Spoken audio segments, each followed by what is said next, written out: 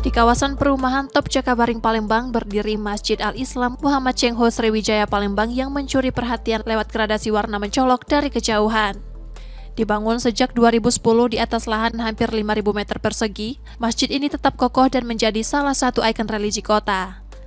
Arsitekturnya memadukan 3 budaya, kubah bergaya Timur Tengah bertabur bulan sabit, dan bintang berpadu dengan atap gerbang, serta menara berbentuk tanduk kambing ciri khas Sriwijaya. Dominasi merah khas Tionghoa melambangkan kebahagiaan, disandingkan dengan kuning simbol kejayaan dan hijau mempresentasikan surga. Di sisi kiri dan kanan berdiri 2 pagoda merah beratap hijau, masing-masing 5 tingkat melambangkan sholat 5 waktu. Nama masjid diambil dari tokoh pelaut muslim asal Tiongkok Cheng Ho yang dikenal berdakwah di bumi Sriwijaya.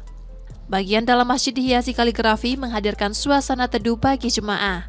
Dibangun Persatuan Islam Tionghoa Indonesia dengan anggaran sekitar 3 miliar rupiah, masjid ini mampu menampung hingga 10.000 jemaah. Penghafal Al-Quran yang gratis ya, pada saat itu kita yang mau menghafal Al-Quran tidak dipungut biaya sedikit pun, malah kita kasih makan ya kan, pokoknya fasilitasnya sudah lengkap.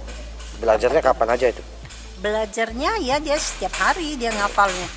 Nanti dia setoran kepada ustadznya, imamnya yang ada di Cengho ini. Tak hanya menjadi destinasi wisata religi, masjid ini juga menjadi tempat pembinaan mu'alaf, memiliki TPA, serta melahirkan sejumlah penghafal Quran.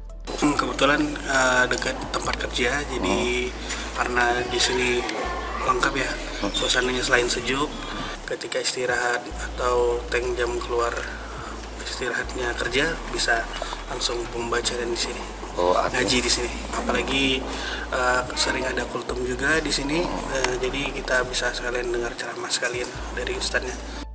Saat Ramadan, jemaah kian ramai, rutin disinggahi warga sepulang kerja untuk beribadah dan memperdalam ilmu agama. Yudi Kiswanto, Kompas TV, Palembang, Sumatera Selatan.